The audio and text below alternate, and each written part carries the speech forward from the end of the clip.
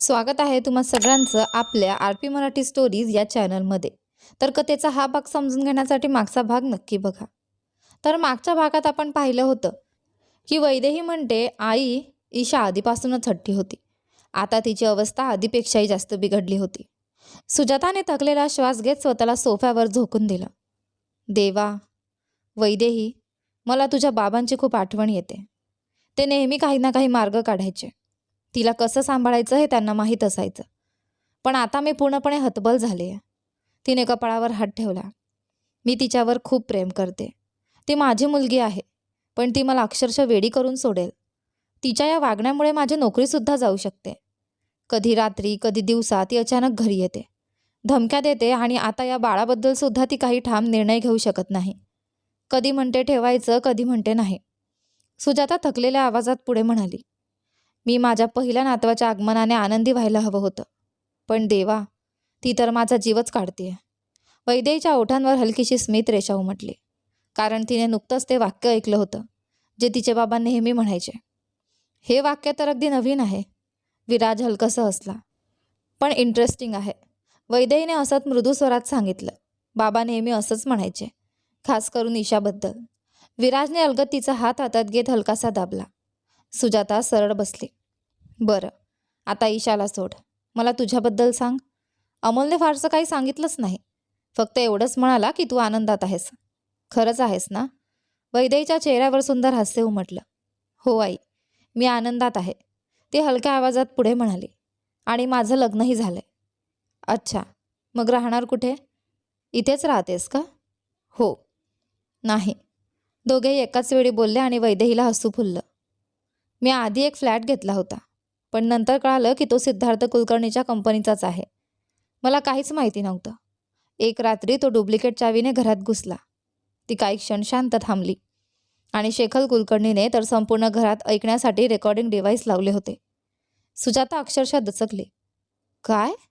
तू मजाक करतेस का? नाही. वैदेहीने खांदे उडवले. म्हणून नवीन जागा मिळेपर्यंत मी इथेच राहणार आहे. तुला दुसरीकडे जाण्याची गरज नाही, विराज गंभीर स्वरात म्हणाला. मला वाटतं तू इथेच राहावंस. सुजाताने दोघांकडे अर्थपूर्ण नजरेने पाहिलं. तुमची नुकतीच भेट झाली आहे, लगेच लग्न झालं. मला थोडी काळजी वाटते. मला काही फरक पडत नाही, विराजने ठामपणे उत्तर दिलं. मी तिच्यावर प्रेम करतो आणि मला ती माझ्या जवळ हवी आहे. वैदेहीचे गाल लाजेने लाल झाले. सुजाताने भुवया उंचावल्या. प्रेम?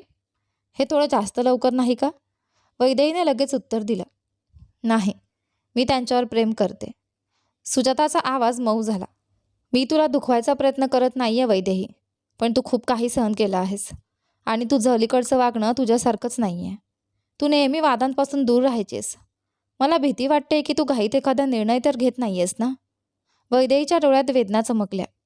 तुम्हाला माझी कधीच काळजी नव्हती, विराजने कठोर स्वरात मध्येच म्हटलं.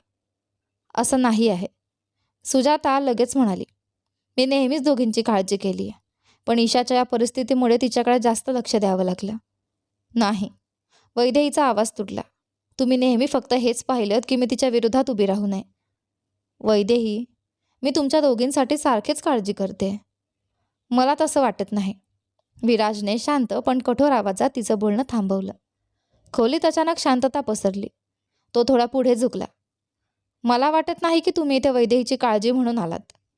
सुजाताचा चेहरा ताठर झाला. विराज पुढे म्हणाला. तुम्ही इथे आलात कारण तुम्हाला कळालं की वैदेहीच्या आयुष्यात अशी व्यक्ती आली आहे जी तिला महत्त्व देते आणि ईशाला ते सहन होत नाहीये. हे चुकीचं आहे, सुजाता पटकन म्हणाली. हीच वस्तुस्थिती आहे, विराज तिच्या डोळ्यात पाहत म्हणाला.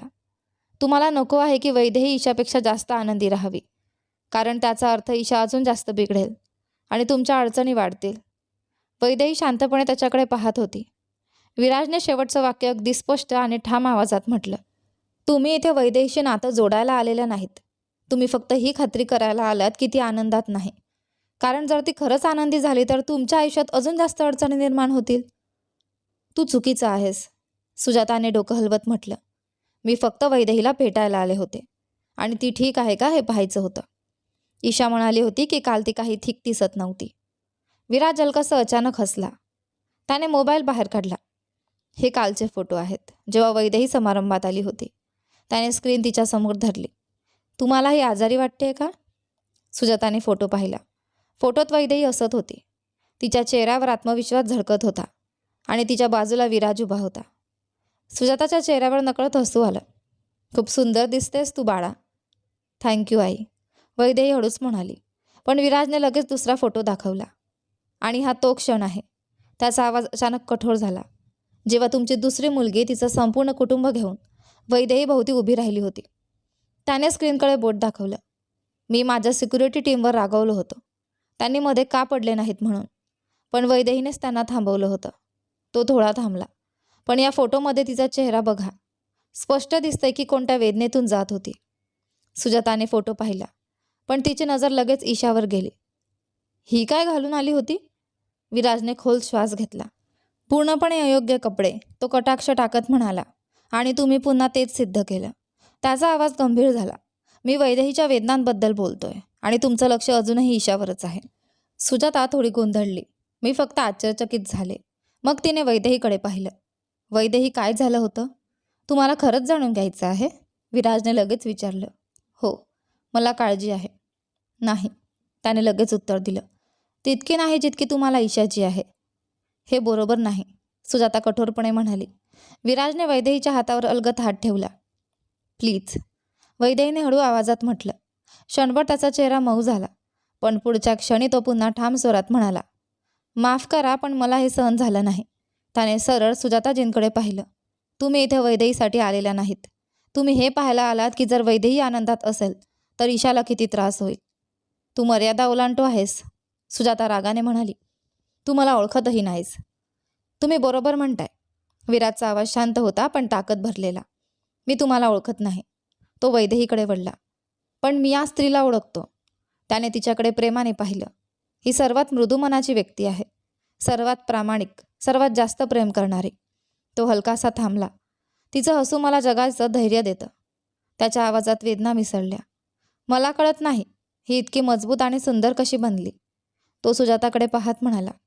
जेव्हा तिचं स्वतःचं कुटुंब तिला कायम तोडत आलं, तिच्या बहिणीने तिला सतत त्रास दिला आणि तिच्या आईने कायम तिलाच मागे ठेवलं. मी कधीच माझ्या मुलीला त्रास दिला नाही, सुजाता कठोर आवाजात म्हणाली. नाही? विराजचा आवाज आणखी खोल झाला. जेव्हा तुम्हाला माहिती होतं की ईशा तिच्या नवऱ्यासोबत संबंधात होती आणि तरीही तुम्ही वैदेहीला सत्य सांगितलं नाही, तेव्हा सुद्धा नाही? खोलीत पूर्ण शांतता पसरली. तुम्हाला वाटत नाही तिला वेदना झाल्या असतील? तो पुढे म्हणाला. जेव्हा तिला कळालं की तुम्ही तिच्यापासून सत्य लपवलं, किंवा जेव्हा तुम्ही वारंवार तिला सांगितलं की स्वतःचा आनंद सोडून दे, फक्त घरात शांतता राहावी म्हणून. तो एक पाऊल पुढे आला. तुम्ही तुमच्या हट्टी मुलीला सांभाळू शकला नाहीत, म्हणून स्वतःला वाचवण्यासाठी तुम्ही वैदेहीलाच कायम बलिदान द्यायला भाग पाडलं. त्याचा आवाज कठोर झाला. लहानपणापासून तो काही क्षण शांत राहिला आणि तरीही तुम्हाला शांतता मिळाली नाही. त्याची नजर सरळ सुजातावर रोखली. कारण तुम्ही एक अपयशी आई ठरलात. तुझी हिंमत कशी झाली? सुजाता संतापाने जवळजवळ ओरडली. हिंमत झाली, विराजने कोणतीही भीती न दाखवता उत्तर दिलं. कारण मी तिच्यावर प्रेम करतो. त्याचा आवाज आता पूर्णपणे भावनांनी भरला होता. मी तुमच्यासारखा नाही, तो ठामपणे म्हणाला. मी वैदेहीच्या आनंदासाठी कोणत्याही थराला जाईन. मी तिला कधीच असं म्हणणार नाही की स्वतःचा सन्मान आणि आनंद सोडून दे, फक्त मला सोपं जावं म्हणून. तो आणखी जवळ गेला. मी सिद्धार्थ कुलकर्णीसारखा नाही आणि तुमच्यासारखाही नाही. त्याचा आवाज निर्धाराने भरला होता. वैदेहीला आयुष्यातलं प्रत्येक सुख मिळण्याचा हक्क आहे आणि मी तिला ते सगळं देणार. तो शेवटचं वाक्य कठोर स्वरात म्हणाला. आणि त्यात तिला तुमच्यापासून वाचवणं सुद्धा आलं. तिला माझ्यापासून वाचवायची गरज नाही. सुजाता जवळजवळ ओरडली. मी तिची आई आहे. मग आईसारखं वागा. विराजचा आवाज आणखी कठोर झाला. तुमची दुसरी मुलगी धोकादायक आहे, कपटी आहे आणि मस्तराने भरलेली आहे. तो स्पष्ट शब्दात म्हणाला. ती वैदेहीच्या सौंदर्याचा, तिच्या नैसर्गिक आकर्षणाचा आणि तिच्या यशाचा हेवा करते. ती प्रत्येक प्रयत्न करेल की वैदेहीला स्वतःपेक्षा कमी दाखवता यावं. त्याने सुजाताकडे रोखून पाहिलं. आणि तुम्ही फक्त हे सहनच करत नाही, तर नकळत त्याला प्रोत्साहन देता. सुजाताने कसाबसा घोट घेतला. हे खरं नाही. हेच खरं आहे, विराज प्रत्येक शब्दावर जोर देत म्हणाला. तुम्ही एका मुलीचं आयुष्य कायम बलिदान केलं फक्त दुसरीला सांभाळणं कठीण होतं म्हणून. तो पुढे म्हणाला. आणि माझ्या मते ईशा जितकी चुकीची आहे त्याहून जास्त तिला असं बनवण्यात तुमचा हात आहे. तो सरळ उभा राहिला. माझ्या कुटुंबात खूप आई आहेत, वेगवेगळ्या स्वभावाच्या मुलांसोबत. त्याचा आवाज आता शांत पण ठाम होता. पण मी खात्रीने सांगू शकतो, त्यांच्यापैकी एकही आई एका मुलाचं बलिदान दुसऱ्यासाठी देत नाही. त्याने वैदेहीकडे पाहिलं. तुम्ही वैदेहीचं रक्षण करायला हवं होतं. मग तो सुजाताकडे वळला आणि ईशाला ती मदत द्यायला हवी होती, ज्याची तिला खरंच गरज होती. पण तुम्ही काय केलं? विराजचा आवाज आणखी कठोर झाला. तुम्ही एका राक्षसी स्वभावाच्या मुलीला वाढवलं. तो सरळ सुजाताकडे पाहत म्हणाला. एक गोष्ट अगदी स्पष्ट करून सांगतो. त्याचा आवाज निर्धाराने भरला होता. वैदेही आनंदात आहे आणि मी तिला अनेक वर्ष असंच आनंदी ठेवणार आहे. तो पुढे म्हणाला, मी तिच्या चेहऱ्यावरच्या हसण्याचं कारण बनेन आणि जेव्हा आयुष्य कठीण होईल तेव्हा ती माझ्या आधाराने उभी राहील. त्याच्या गडद नजरा सुजाताकडे रोखल्या गेल्या. आणि जर त्यामुळे तुमच्या आयुष्यात अडचणी वाढल्या, कारण ईशाला तिची बहीण आनंदात आहे हे सहन होत नाही, तर तो तुमचा प्रश्न आहे. तो थांबला. वैदेहीचा नाही. हे बोलून तो खाली झुकला आणि प्रेमाने वैदेहीच्या कपाळावर चुंबन घेतलं. मी तुझ्यावर खूप प्रेम करतो. तो हलकंसं असण्याचा प्रयत्न करत म्हणाला. आता मला निघायला हवं, नाहीतर खरंच मला एखाद्या वकिलाची गरज पडेल. वैदेहीने हळूच त्याच्या गालाला स्पर्श केला. तुम्ही ठीक आहात ना? हो. विराज हलकंसं असला. पण बहुतेक मला जाऊन काहीतरी फोडाफोड करावी लागेल. त्याच्या त्या बोलण्यावर वैदेहीच्या ओठांवर हलकंसं हसू उमटलं. तो तिच्या ओठांना अलगद स्पर्श करून अजूनही रागात तिथून निघून गेला. विराज गेल्यानंतर वैदेहीने खोल श्वास घेतला. तिने आईकडे पाहिलं. सुजाता लाल झालेल्या चेहऱ्याने उभी होती. डोळ्यात पाणी दाटलं होतं. ती रडण्याच्या बेतात होती. हे खूप उद्धटपणाचं होतं. ती तुटक्या आवाजात म्हणाली. त्याने खोटं काही बोललं नाही आई. वैदेहीचा आवाज शांत होता पण ठामपणाने भरलेला. ते माझ्यावर प्रेम करतात आणि सत्य लपवत नाहीत. तो चुकीचं बोलत होता. सुजाता लगेच म्हणाली, मी तुझ्यावरही तितकंच प्रेम करते जितकं ईशावर. वैदेहीचा आवाज थरथरला. पण मला तसं कधीच वाटलं नाही. तिने डोळे मिटले. मला कधीच जाणवलं नाही की तुम्ही माझ्यावर खरंच प्रेम करता. ती काही क्षण शांत राहिली. आजही तुम्ही इथे ईशाची तक्रार घेऊन आलात. तिच्या आवाजात जुना वेदनेचा भार होता. जसं शाळेत असताना तुम्ही मला नवीन कपडे घालू नकोस म्हणायच्या, मित्रमैत्रिणींसोबत बाहेर जाऊ नकोस म्हणायच्या. तिने कटू हसू केला. कारण ईशाला मत्सर होईल. ती सरळ उभी राहिली. पण आता मी माझा आनंद लपवणार नाही. तिचा आवाज ठाम झाला. ना तिच्यासाठी ना तुमच्यासाठी. मी तुला काही लपवायला सांगत नाहीये. सुजाता हळू आवाजात म्हणाली. मी फक्त सांगते की त्यामुळे माझ्यासाठी गोष्टी अजून कठीण होतील. आई, वैदेहीच्या डोळ्यात पुन्हा अश्रू आले. मी विराजसोबत आनंदात आहे आणि मी तो आनंद लपवणार नाही. सुजाताचा आवाज काळजीने भरला. जर तू तुझा आनंद तिला सतत दाखवत राहिलीस तर ती कधीच शांत बसणार नाही. आई, वैदेहीने अश्रू पुसले. विराज बरोबर म्हणतात. तिचा आवाज तुटला. तुम्हाला फक्त हे हवं आहे की मी कायम तिच्यासमोर झुकत राहावं, म्हणजे तुमचं आयुष्य सोपं होईल. ती डोकं हलवत म्हणाली. पण आता नाही. तो चुकीचा आहे. खरंच? वैदेहीने तिच्याकडे पाहिलं. तिच्या डोळ्यातलं दुःख स्पष्ट दिसत होतं. तुम्ही माझी आई आहात आणि मी तुमच्यावर प्रेम करते. ती थांबली. पण आत्ता मला तुम्ही आवडत नाही. तिच्या आवाजात खोल निराशा होती. अजिबात नाही. एक क्षण शांतता पसरली. मग वैदेही शांत पण कठोर स्वरात म्हणाली. उद्या मी वकिलाला भेटते. सुजाता दचकली. कशासाठी? ईशा, सिद्धार्थ कुलकर्णी आणि शेखर कुलकर्णी यांच्या विरोधात कायदेशीर कारवाई करण्यासाठी. वैदेही, सुजाता जवळजवळ ओरडली. तू आता मर्यादा ओलांडतेस. आई, वैदेहीचा आवाज अचानक थंड झाला. मला भाग पाडू नका. ती तिच्याकडे सरळ पाहत म्हणाली. नाहीतर त्या यादीत तुमचं नावही घालावं लागेल. सुजाता हादरली. आपण बसून बोलू शकत नाही का? नाही, वैदेहीने कठोरपणे उत्तर दिलं. आता तुम्ही इथून जा. सुजाता हळूहळू दरवाजाकडे वळली. दरवाजाजवळ थांबत ती हळू आवाजात म्हणाली. मी तुझ्यावर प्रेम करते वैदेही. आशा हे तुला माहीत आहे. वैदेहीने दरवाजा उघडत शांत स्वरात उत्तर दिलं. मला फक्त एवढंच माहीत आहे की तुम्ही नेहमी तुमच्या धाकट्या मुलीला माझ्यापेक्षा जास्त महत्त्व दिलंत. तिचा आवाज दुखावलेला होता. आणि आता मी कायम दुसऱ्या क्रमांकावर राहणार नाही. तिने दरवाजा धरून ठेवला. जर तुम्हा सगळ्यांना फक्त तीच हवी असेल तर तिलाच ठेवा. तिच्या डोळ्यांतून अश्रू ओघळू लागले. मी आनंदाने तुमच्या सगळ्यांच्या आयुष्यातून दूर जाईन. मला तुम्ही दोघे एकत्र राहावं असंच वाटतं. सुजाता हळू आवाजात म्हणाली. वैदेही कटू हसली. मग हे आधी विचार करायला हवं होतं. तिने तिच्याकडे पाहिलं. जेव्हा तुम्ही कायम तिलाच माझ्यापेक्षा जास्त महत्त्व देत होतात. हे बोलून तिने दरवाजा बंद केला.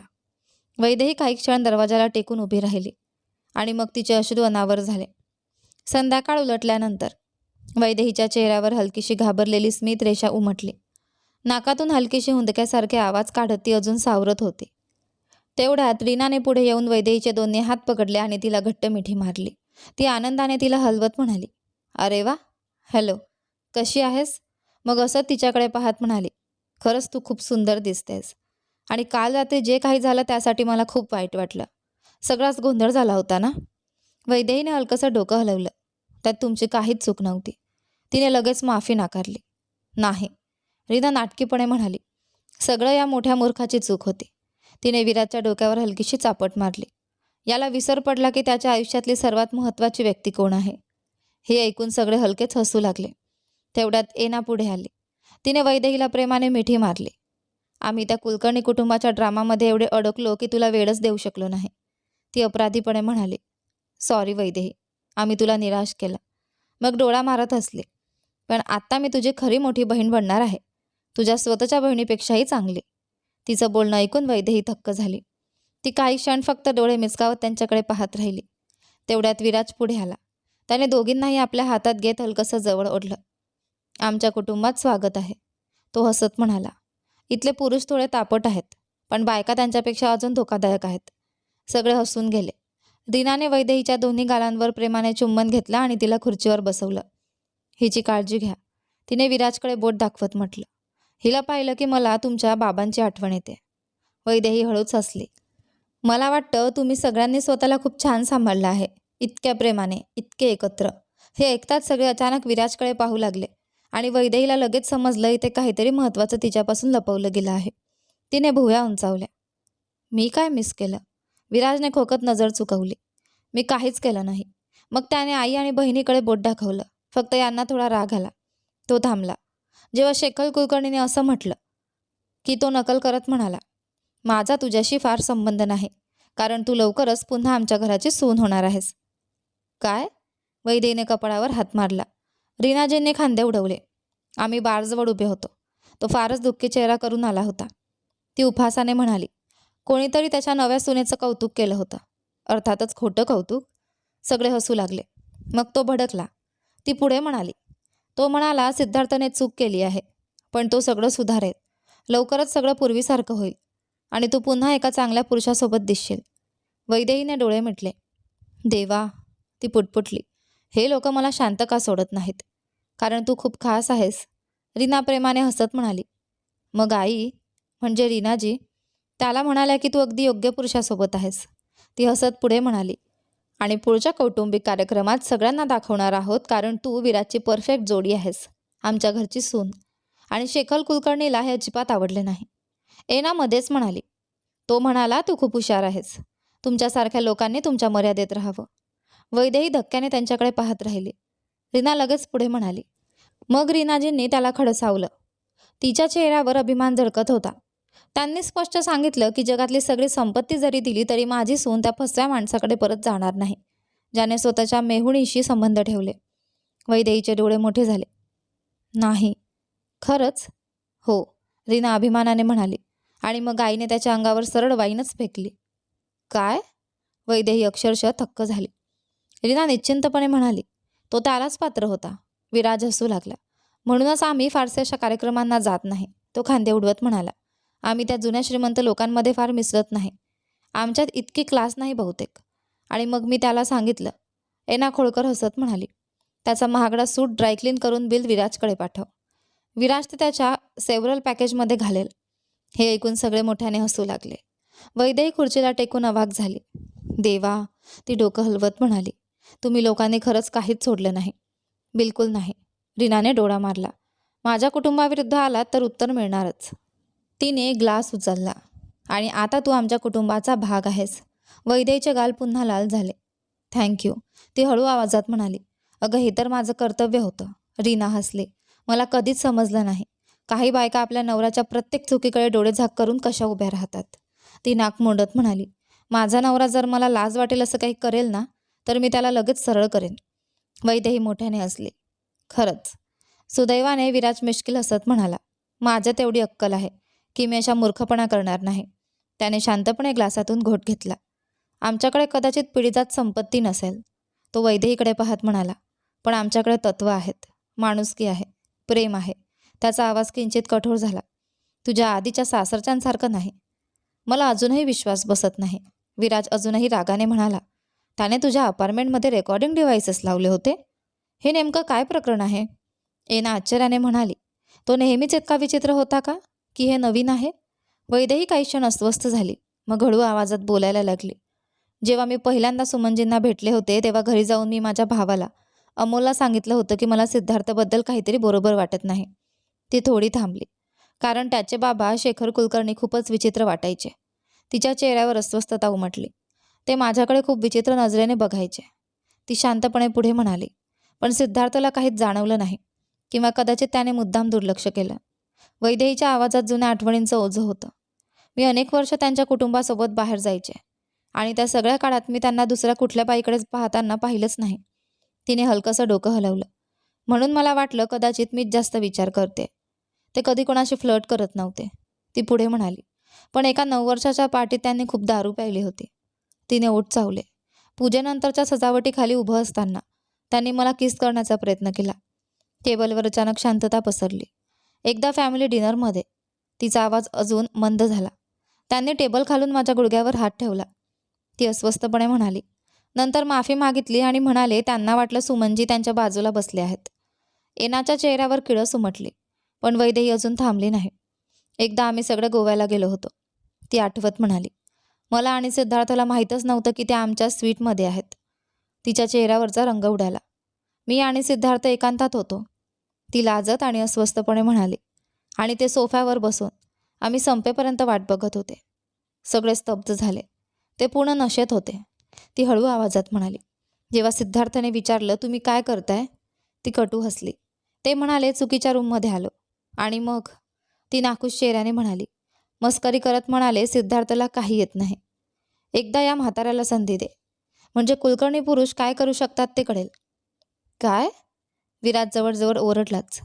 त्याच्या चेहऱ्यावर संताप स्पष्ट दिसत होता. सिद्धार्थने त्यांना परत खोलीत नेऊन झोपवलं. वैदेहीने शांतपणे सांगितलं, हे तर विकृतपणाचं आहे. विराजचा आवाज रागाने भरला. तो माणूस वर्षानुवर्ष तुझ्याकडे घाणेरड्या नजरेने बघत होता. तो दात घट्ट दाबत म्हणाला. आणि सिद्धार्थने त्याला कधी थांबवलंच नाही? वैदेहीने हळू आवाजात उत्तर दिलं. शेखरजी बाहेर गेले की खूप दारू प्यायचे. ती पुन्हा म्हणाली. आणि मी सांगितलं तसं ते साधारणपणे कोणासोबत असं वागत नव्हते, कारण तो सुरुवातीपासूनच तुझ्यावर फिदा होता. विराजने चिडून उत्तर दिलं. तेवढ्यात विराजचे वडील हलकंसं शहारले. माझ्या मते, ते डोकं हलवत म्हणाले. त्याचे बूटसुद्धा वैदेहीपेक्षा जुने असतील. सगळे हसू लागले. तू खूप सुंदर आहेस बाळा, ते प्रेमाने म्हणाले. पण ही तर हद्द झाली. तो माझ्या वयाचा आणि तू अजून इतकी लहान. वैदेही नकळत हसू लागली. विराजने कपाळ चोळलं. खूपच मजेशीर आहे बाबा, तो हसत म्हणाला. चला आता विषय बदलूया. तो वैदेहीकडे वळला. त्यांना सांग तू आजीचं पोर्ट्रेट बनवतेस. एनाचा चेहरा लगेच बदलला. नाही, ती नाटकीपणे म्हणाली. तू खरंच आजीला त्या अवस्थेत पाहिलंस? ती डोकं हलवत म्हणाली, मी तर मेलेच असते. वैदेही हसून म्हणाली. अगं मानवी शरीर सुंदर असतं. ती हसत पुढे म्हणाली. हो मी पाहिलं होतं, पण त्यांनी अचानक सांगितलं की त्यांनी ब्राझिलियन वॅक्स केलाय. ती हसू आवरत म्हणाली. आणि आजोबांना नैसर्गिक गोष्टी जास्त आवडतात. अरे देवा. एना जोरात हसू लागली. ती अक्षरशः वैदेहीला धरून हसू लागली. वैदेहीही मोठ्याने हसू लागली. विराजने तिच्या खांद्यामागे हात ठेवून तिला जवळ घेतलं. उरलेली संध्याकाळ हसण्यात, गप्पांमध्ये आणि हलक्या फुलक्या क्षणांमध्ये गेली. आणि पहिल्यांदाच वैदेहीला खरंखुरं असं वाटलं, ती कुठल्या तरी कुटुंबाचा भाग आहे. अगदी तसंच जसं तिला खूप आधी कधीतरी वाटायचं. मनाच्या खोल कुठेतरी ती प्रार्थना करत होती, हे सुख कधीच संपूच जाऊ नये. बरं मी निघतो आता. विराज दरवाजाजवळ थांबत म्हणाला. आज रात्री भेटू. वेळेवर घरी यायचा प्रयत्न करेन. ठीक आहे, वैदेही असत म्हणाली. ती त्यावेळी तिच्या आजीच्या पोर्ट्रेटवर काम करत होती. आता चित्र हळूहळू सुंदर आकार घेत होतं.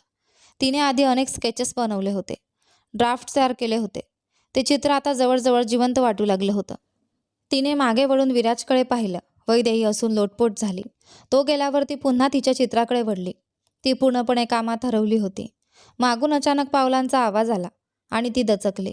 क्षणात तिने उडीच मारली, कारण मीनाने अचानक तिच्यासमोर कॉफी आणि पेस्ट्री ठेवली होती. अरे देवा, वैदेही हसत म्हणाली. तुम्ही नक्की किचनमध्ये माझ्या पोटाचा आवाज ऐकला असणार. मीना हलकंसं हसली. नाही, ती प्रेमाने म्हणाली. पण मला हे माहीत आहे की गेल्या आठवड्यात जेव्हा मी इथे कामाला आले होते तेव्हा तुम्ही एकदाही खायला बाहेर आल्या नव्हत्या, तिने थोड्या काळजीने म्हटलं. असं स्वतःला कामात हरवणं आरोग्यासाठी चांगलं नाही. तुम्ही खायलाच हवं. वैदेहीने असत कॉफीचा कप हातात घेतला. थँक्यू मीना, ती मनापासून म्हणाली. मी खरंच तुमच्या काळजीची खूप कदर करते. थोडा ब्रेक घ्या, मीना प्रेमाने म्हणाली. काहीतरी खा, कॉफी प्या. मी दुपारी 1 वाजता जेवण तयार ठेवेन. ती बाहेर गेली. वैदेही नकळत हसली. ती खरंच तिच्या कलेत हरवली होती. तिने फोन हातात घेतला. वेळ पाहून ती दचकली. सकाळचे 11 वाजले होते आणि आता दुपारचे 3 वाजून गेले होते. म्हणजे ती सलग 4 तास काम करत होती, फोनकडेही न पाहता. तिने स्क्रीन पाहिली. अनुजाचे मिस कॉल्स होते. तिने लगेच कॉल परत केला. अनुजा, कुठे होतीस तू? अनुजा लगेच म्हणाली. तू कुठे होतीस? मी सकाळपासून तुला फोन करते. वैदेही हसली. आजीच्या पेंटिंगमध्ये इतके गुंतले की वेळच कळला नाही. अरे हो, अनुजा मोठ्याने हसली. मी अजूनही त्या गोष्टीवर हसते. आजी म्हणाल्या होत्या ना की आजोबांना त्यांचा नैसर्गिक स्टाईल आवडतो. ती खिदळली. मी विचार करते, पेंटिंगमध्ये एक सिगारेटही काढ. तुला माहीत आहे ना, ती हसत म्हणाली. त्या हे चित्र दिवाळीच्या जेवणाच्या टेबलावर लटकवणार आहेत. वैदेही मोठ्याने हसली. मला काही फरक पडत नाही, ती प्रेमाने म्हणाली. त्या सुंदर आहेत. मला हवंय त्या हे बघून स्वतःवर अभिमान बाळगावा. तू खरंच विचित्र आर्टिस्ट आहेस, अनुजा हसली. हो, मी आर्टिस्ट आहे, वैदेही अभिमानाने म्हणाली. बरोबर आहे. मग अचानक तिने विचारलं, बरं तू फोन का केला होता? अनुजाचा आवाज लगेच गंभीर झाला. मी कॅलेंडरमध्ये रिमाइंडर लावलं होतं. ती थोडी थांबली. तुझा संरक्षण आदेश काल संपला. वैदेही दचकली. इतक्या लवकर? हो, अनुजा शांतपणे म्हणाली. शांत आयुष्यात वेळ पटकन जातो. मग तिने विचारलं, तुझं काय मत आहे? आता काय करायचं? वैदेही काही क्षण विचारात पडले. अनुजा स्वतःच पुढे म्हणाली. माझ्या मते त्याने जवळजवळ पूर्णपणे आदेश पाळला. ती पुढे म्हणाली. फक्त एकदाच ईशा गॅलरीत आली होती आणि आपण पोलिसांना बोलावून तिला अटक करवली होती. ती सुस्कारा टाकत म्हणाली. कदाचित आपण त्यांना अजून एक संधी देऊ शकतो. बहुतेक आता त्यांनाही तुझ्याशी भांडायची इच्छा उरली नसेल, ती उपहासाने म्हणाली. त्यांच्याकडे स्वतःच्या समस्या खूप आहेत. उदाहरणार्थ शेखर कुलकर्णी जवळजवळ दिवाळखोर झालेत. ईशाची प्रेग्नन्सी आणि सुमनजींची अवस्था, ती हसू आवरत म्हणाली. रीनाने त्यांच्या अंगावर वाईन फेकल्यानंतर. वैदेहीने डोळे फिरवले. तुला खरंच वाटतं ते लोक सगळं विसरले असतील? अजिबात नाही, अनुजाने तिरक्या आवाजात उत्तर दिलं. माझा सल्ला ऐक, ती गंभीर झाली. जजने 30 दिवसांचा आदेश दिला होता. जर तू पुन्हा अर्ज केला नाहीस तर तसं दिसेल की तू मोठेपणा दाखवून सगळं मागे सोडलंस. ती थांबली. पण तिचा आवाज कठोर झाला. जर त्याने पुन्हा जुन्या सवयी सुरू केल्या तर आपल्याला पुन्हा कोर्टात जावंच लागेल. मग यावेळी आपण हे सिद्ध करू शकतो. अनुजा गंभीर आवाजात म्हणाली की ते विश्वास ठेवण्यासारखे नाहीत. ती पुढे म्हणाली. मग जज जास्त काळासाठी संरक्षण आदेश देऊ शकतो. कदाचित 6 महिने किंवा पूर्ण 1 वर्ष. वैदेहीचा आवाज मंद झाला. सगळ्यात वाईट गोष्ट काय आहे माहीत आहे अनुजा? ती काही क्षण शांत राहिली. मला माझ्या मानसिक शांततेला आणि स्वतःच्या सुरक्षिततेला धोका द्यावा लागतोय. तिच्या आवाजात वेदना स्पष्ट होत्या. फक्त हे पाहण्यासाठी की ते विश्वास ठेवण्यासारखे आहेत की नाही. ती हळूहळू बोलत राहिली. शेखर कुलकर्णींनी माझ्या घरात रेकॉर्डिंग डिव्हाइसेस लावले. आपण पुरावेही दिले कारण त्यांच्या ईमेल्समध्ये सगळं होतं. ती दात घट्ट दाबत म्हणाली. विराजने कंपनी हातात घेतल्यावर ईशाने मला माझ्या कामाच्या ठिकाणी मारलं. तिचा श्वास जड झाला. सिद्धार्थ माझ्या घरात घुसला. तिच्या आवाजात किडस मिसळली. तो अर्धनग्न अवस्थेत माझ्या बेडमध्ये आला. मला स्पर्श केला, मला किस केलं. ती डोळे मिटून बसली. ते सगळे मिळून माझं आयुष्य उद्ध्वस्त करायला निघाले होते. तिने डोकं हलवलं. आणि आता मला माझ्या सुरक्षिततेसोबत जुगार खेळायचा आहे. अनुजाचा आवाज मऊ झाला. पहा, मला काहीच हरकत नाही, ती शांतपणे म्हणाली. आपण लगेच आणखी 30 दिवसांच्या मुदतवाढीसाठी अर्ज करू. ती गंभीर झाली. विशेषतः कारण तुझ्या बहिणीने पहिल्याच आठवड्यात आदेश मोडला होता. ती सुस्कारा टाकत म्हणाली. मी फक्त एवढाच विचार करते. जर त्यांनी पुन्हा काही केलं तर यावेळी आपल्याकडे जास्त काळासाठी आदेश मिळवायची मजबूत संधी असेल. मग तिचा आवाज नरम झाला. पण मला आशा आहे वैदेही, या अंतराने आणि वेळेने त्यांना विचार करायला भाग पाडलं असेल. ती थोडी थांबली. आणि कदाचित त्यांना समजलं असेल की तू यावेळी खरंच गंभीर आहेस. अनुजा हलक्या आवाजात म्हणाली. मला खरंच असं व्हावं वाटतं की ते तुला स्वतःहून सोडून देतील, कायद्याच्या दबावाशिवाय. ती थेट विचारत म्हणाली. तुला खरंच दर काही महिन्यांनी हे सगळं पुन्हा पुन्हा अनुभवायचं आहे का? वैदेही काही क्षण शांत राहिली. नाही, ती मंद आवाजात म्हणाली. पण मला आत्ता भीती वाटते. तिने खोल श्वास घेतला. जेव्हा त्यांना कळेल की कोर्टाचे आदेश संपले आहेत. तिचा आवाज गंभीर झाला. शेखर कुलकर्णी आणि सिद्धार्थ कदाचित मागे हटतील. ती कटू हसली. पण ईशा नाही. ती काही क्षण गप्प राहिली. आणि त्या दिवशी मी आईला घराबाहेर काढलं. त्यानंतर मी सुजाताशीही बोलले नाही. ती हलक्या आवाजात म्हणाली. पण बहुतेक त्या अजूनही अमोलकडून माझ्याबद्दल विचारतच असतील. ती उपहासाने हसली. कारण ईशाने त्यांचं आयुष्य अक्षरशः नरक केलंय. अनुजा अचानक गंभीर झाली. 26 वर्ष, ती हळू आवाजात म्हणाली. 26 वर्ष तुझ्या आईने तुझा वापर केला. वैदेही शांत झाली. अनुजा पुढे म्हणाली. फक्त तुझ्या बहिणीला नियंत्रणात ठेवण्यासाठी. तिचा आवाज कठोर झाला. खरं सांगायचं तर तू कायम तिचा आधार बनत राहिलीस. तुला तिच्या लग्नात तिची मैत्रीण बनून उभं राहावं लागलं. ती तुला सतत थकवत राहिली. तुझा अपमान करत राहिली. ती थांबली. पण जोपर्यंत ती तुझ्या मागे लागलेली होती तोपर्यंत तुझी आई शांत होती. अनुजाने खोल श्वास घेतला. विराज अगदी बरोबर बोलला होता, ती ठामपणे म्हणाली. आणि मी पूर्णपणे त्याच्याशी सहमत आहे. वैदेहीने हळूच मान डोलावली. मी माझ्या आईवर प्रेम करते, ती दुखावलेल्या आवाजात म्हणाली. पण त्यांचं वागणं चुकीचं आहे. ती काही क्षण शांत राहिली. मग हलकासा सुस्कारा टाकत म्हणाली. ठीक आहे, त्यांना एक संधी देऊया. मग तिचा आवाज पुन्हा ठाम झाला. पण तयार रहा अनुजा. जशी त्याने पुन्हा सुरुवात केली. तिने डोळे बारीक केले. मी सगळं लगेच संपवणार आहे. समजलं? अनुजाने वचन दिलं. मग अचानक तिचा आवाज खोडकर झाला.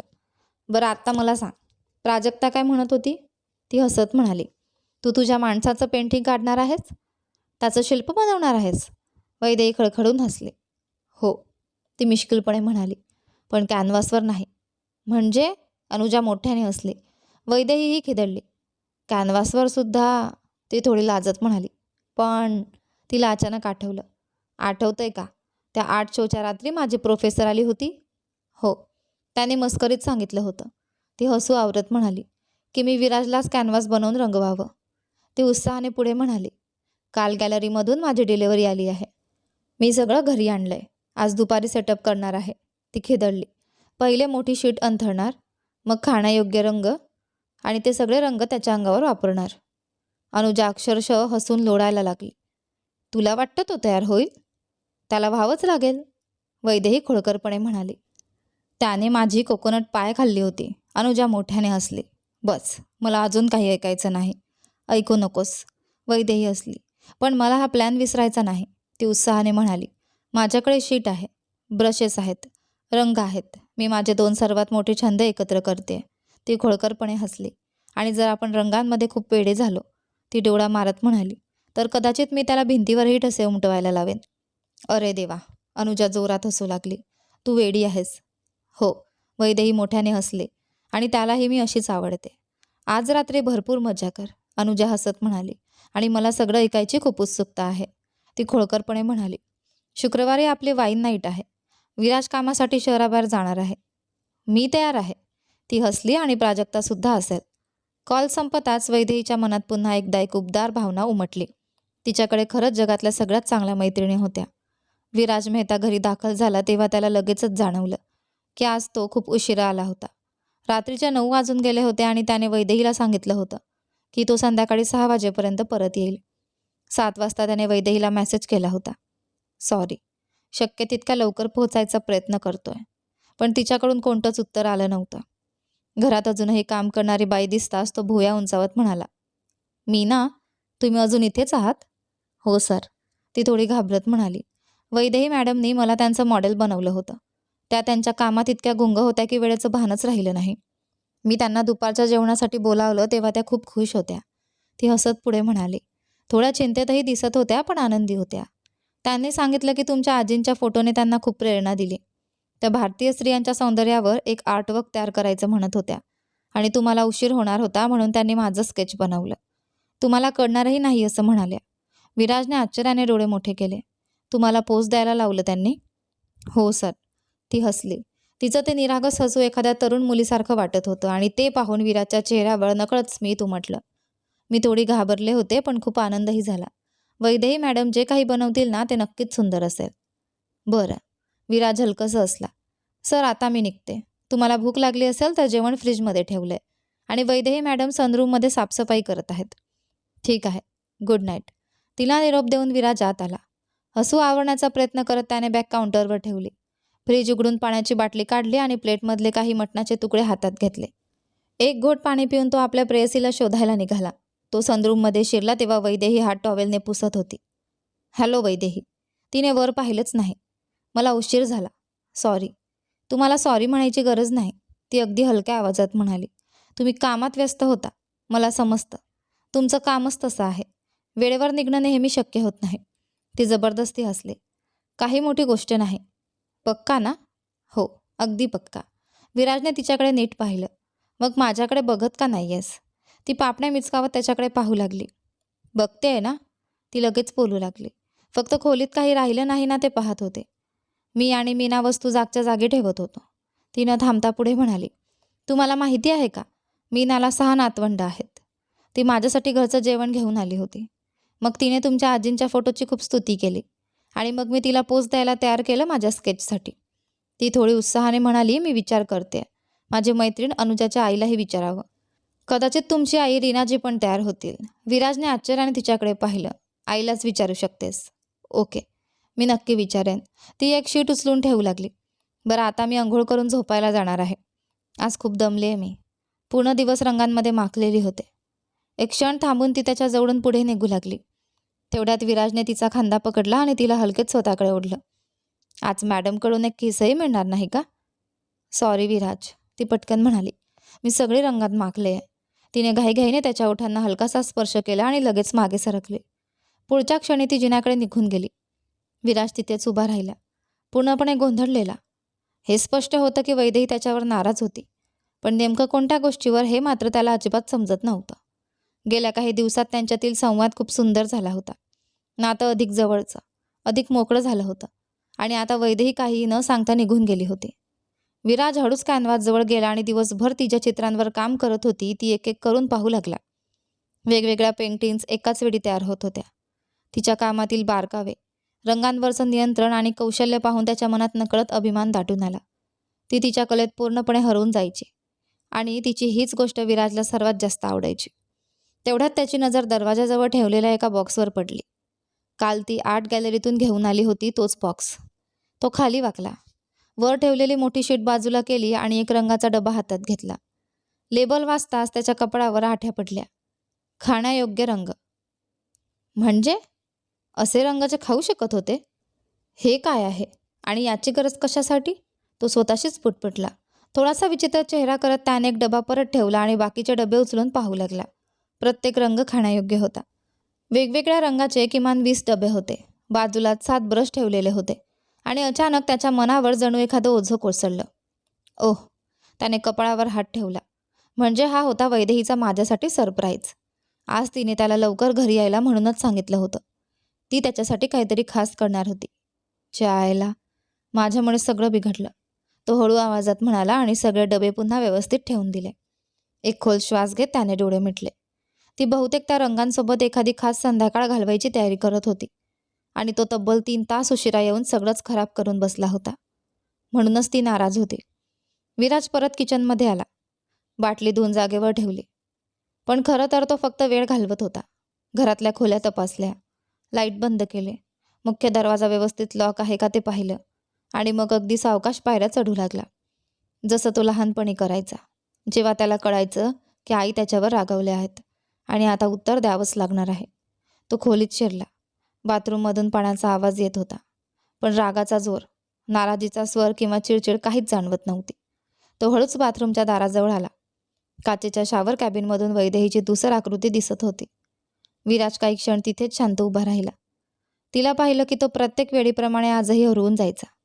तिचा आत्मविश्वास, तिचं स्वतःमध्ये रमलेलं असणं, सगळंच त्याला वेडं लावणारं होतं. एका क्षणासाठी त्याच्या मनात आलं, आज जाऊन तिच्यासोबत उभं राहावं, पण त्याने स्वतःला थांबवलं. आधी तिचा राग शांत करणं गरजेचं होतं. तेवढ्यात वैदेही मागे वळली. पाणी बंद करून तिने टॉवेल उचलला.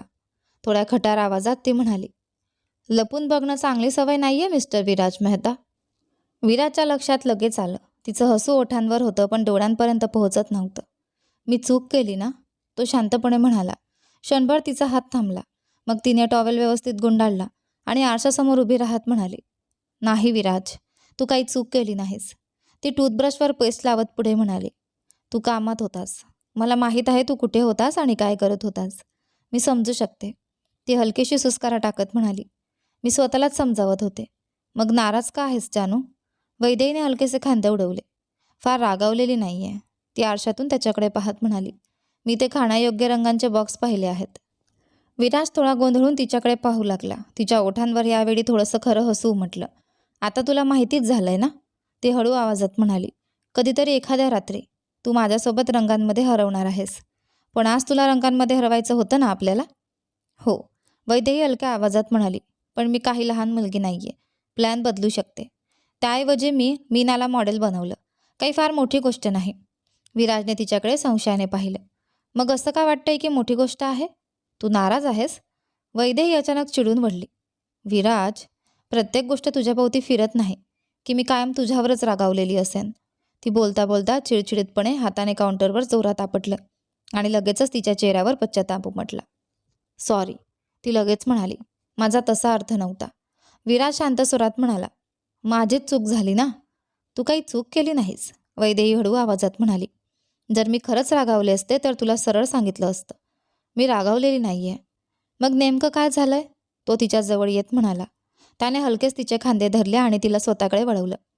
माझ्याशी बोल वैदेही. काय झालंय? काही क्षण ती शांत राहिली, मग अगदी हळू आवाजात म्हणाली.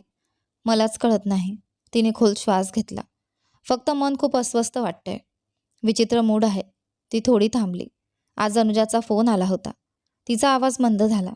तिने सांगितलं आपला कोर्ट ऑर्डर संपलाय. क्षणभर ती गप्प झाली. मग दबक्या आवाजात पुढे म्हणाली. संपूर्ण दिवस मी घाबरलेली होते. आता काहीतरी चुकीचं होईल असं वाटत होतं. तिने पटकन त्याच्याकडे पाहिलं. प्लीज मला चुकीचं समजू नकोस. मला आनंदच आहे की काही वाईट झालं नाही. पण असं वाटतंय जसं एखाद्या वादळाच्या आधीची शांतता असते ना. ती डोळे खाली करत म्हणाली. फक्त वाट बघते कधी काय होईल याची. विराजच्या मनावर जणू कोणीतरी दगड ठेवला. तो पूर्णपणे विसरूनच गेला होता. आज त्याने तिच्यासोबत असायला हवं होतं. पण तो नव्हता. वरून तिचं खास सरप्राईजही त्याने खराब केलं होतं. एक क्षणही न घालवता त्याने तिला स्वतःकडे ओढलं आणि घट्ट मिठीत घेतलं. त्याला खूप काही सुधारायचं होतं. आत्ताच. वैदेहीने जाणवलं विराजच्या मिठीत एक वेगळीच सुरक्षितता होती. ती त्याच्या छातीशी टेकून उभी होती. आजचा दिवस कठीण होता. खूप कठीण. पण या क्षणी बाथरूममध्ये उबदारपणाची वाफ त्यांच्या भोवती धुक्यासारखी पसरली होती. आणि विराज तिला अशा घट्टपणे धरून होता जणू तीच त्याच्यासाठी जगातली सर्वात महत्त्वाची गोष्ट होती. क्षणभरासाठी तिला वाटलं तिच्या मनावरचं सगळं ओझं विरघळून गेलं. आजची कमतरता मी कशी भरून काढू? सांग ना. त्याचा मंद आवाज तिच्या केसात विरला. मला वाटतं मी खूप मोठी चूक केली आहे, तो हळूच म्हणाला. तुला निराश केलं याचा मला खूप राग येतो स्वतःवर. वैदेहीने हलकेच मान हलवली. मी निराश नाहीये विराज, अजिबात नाही. ती थोडं हसण्याचा प्रयत्न करत म्हणाली. ठीक आहे. मग नकली रागाने नाक मोडत पुढे म्हणाली. कदाचित थोडीशी नाराज आहे. विराजच्या ओठांवर हलकंसं हसू आलं. खरं सांगू? ती त्याच्याकडे बघत म्हणाली. मी खूप दिवसांपासून वाट पाहत होते तुझ्यावर ते खाण्यायोग्य रंग लावण्याची. तिने मुद्दाम खट्याळ चेहरा केला. आपण दोघं रंगांनी माखून जाऊ असं कितीतरी दिवसांपासून डोक्यात होतं. मग तिने हलकेच खांदे उडवले. पण वेळ आहे आपल्याकडे. नंतर करू. आता उशीर झालाय का? हो, ती हसत म्हणाली. रात्रीचे 10 वाजलेत विराज. मग मुद्दाम डोळे बारीक करत खोडकर स्वरात म्हणाली. आणि मी तुझ्यासोबत जे काही करणार होते ना त्याला खूप तास लागणार होते. तिने खट्याळ हसू दाबण्याचा प्रयत्न केला आणि ते ऐकून विराज मोठ्याने हसू लागला. हे बोलताच विराजने तिला पुन्हा अलगद उचललं आणि बेडच्या दिशेने चालू लागला. मला वाटतं, तो हलकंसं हसत म्हणाला, आपण दोघांनी स्वतःला खूपच दमवून टाकलंय. त्याने तिला सावकाश बेडवर बसवलं. हे सगळं प्रकरण संपलं. कंपनीचे प्रश्न मिटले आणि सिद्धार्थ कुलकर्णीचं कुटुंबही आपल्या आयुष्यातून पूर्णपणे दूर झालं की आपण कुठेतरी फिरायला जाऊया. खरंच? वैदेही कोपरावर उठत त्याच्याकडे पाहू लागली. विराज शर्ट काढत होता आणि तिला तो क्षण नेहमीच आवडायचा. कुठे जाणार आहोत आपण? त्याने सहज फोन आणि घड्याळ बाजूच्या टेबलावर ठेवलं. जिथे तुला जायचं असेल तिथे माझी बायको, तो हसत म्हणाला. पण एक अट आहे, जागा उबदार हवी. ऑक्टोबर अर्धा संपलाय. नोव्हेंबर येणार आहे. हिवाळ्याच्या आधी एक छान ट्रिप करू शकतो आपण. वैदेहीने काही क्षण त्याच्याकडे पाहिलं. मग अचानक विचारलं. तुमच्या घरी सण कसे साजरे होतात? म्हणजे दिवाळी, नवीन वर्ष? विराज थोडा विचार करून म्हणाला. साधारणपणे दिवाळी आजींच्या घरी साजरी करतो. सगळे एकत्र जमतात. वैदेहीचा चेहरा थोडा गंभीर झाला. अमोल म्हणाला की यावेळी तिची आई विचार करत आहे की ईशा आणि सिद्धार्थलाही बोलवावं. ती थोडी थांबली. पण आजी आणि बाबांच्या बहिणी विरोध करत आहेत. विराज लगेच गंभीर झाला. हे तुला कधी सांगितलं? आजच. ती खांदे उडवत स्वतःच्या नखांकडे पाहू लागली. मला खूप वाईट वाटतंय. कशाचं? त्याच्या चेहऱ्यावर आश्चर्य आणि थोडा उपरोध दोन्ही उमटलं. त्या बाईने तुझ्या नवऱ्यासोबत विश्वासघात केला. तुला महिनोमहिने त्रास दिला आणि आता तुला तिची दया येते? माहिती आहे. वैदेही बेचैनपणे पाय हलवत म्हणाली. मग ते ब्लँकेट खाली लपवत पुढे बोलली.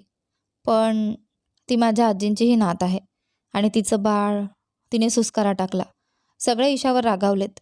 मी सुद्धा आहे. पण त्या बाळाचा काय दोष? ती हळू आवाजात म्हणाली. ते आपल्या आजी आजोबांच्या नातेवाईकांच्या प्रेमापासून वंचित राहावं असं मला वाटत नाही. विराजने तिची हनुवटी हलकेच वर केली. सांग बरं, हीच गोष्ट तुला आतून खात होती ना? तू म्हणाली होतीस ना की मन गोंधळलंय? वैदेहीने हळूच मान हलवली. मी सिद्धार्थचा खूप तिरस्कार करते.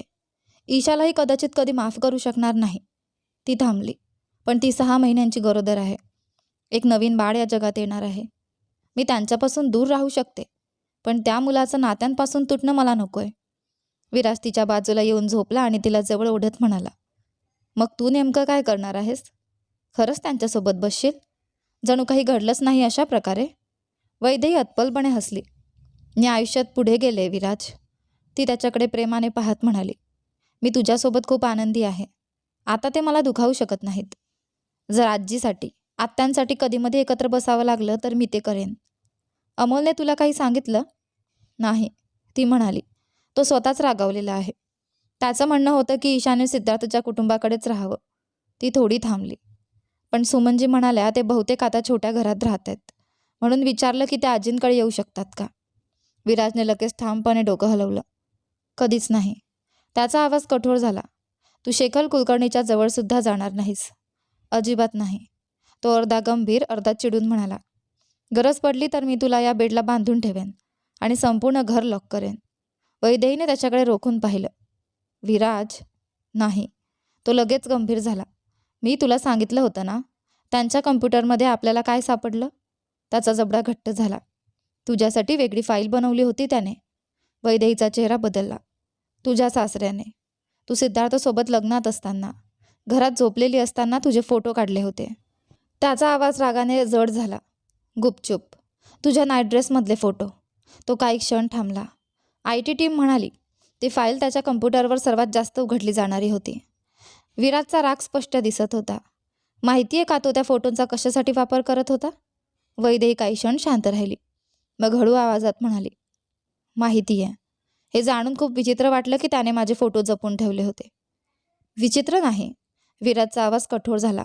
घाणेरडा आहे ते. तो तुझ्यासाठी वडिलांसारखा असायला हवा होता आणि तो तुझ्याकडे अशा नजरेने बघत होता. तुझ्याबद्दल अशुद्ध विचार करत होता. वैदेही. काही क्षण शांतता पसरली. मग वैदेही अचानक हलकसं हसली. बस कर, ती म्हणाली. मलाही त्याचा तिरस्कार आहे. तो आधीपासूनच वाईट होता, पण यावेळी त्याने सगळी मर्यादा ओलांडली. तिने अलगद विराजच्या गालावर हात फिरवला. माहिती आहे, मला पण त्यांच्याजवळ जायचं नाही आहे. यानंतर पुढे काय होतं ते पहा आपल्या कथेच्या पुढच्या भागामध्ये. पण तोपर्यंत तुम्हाला हा भाग कसा वाटला मला कमेंट करून नक्की सांगा. धन्यवाद.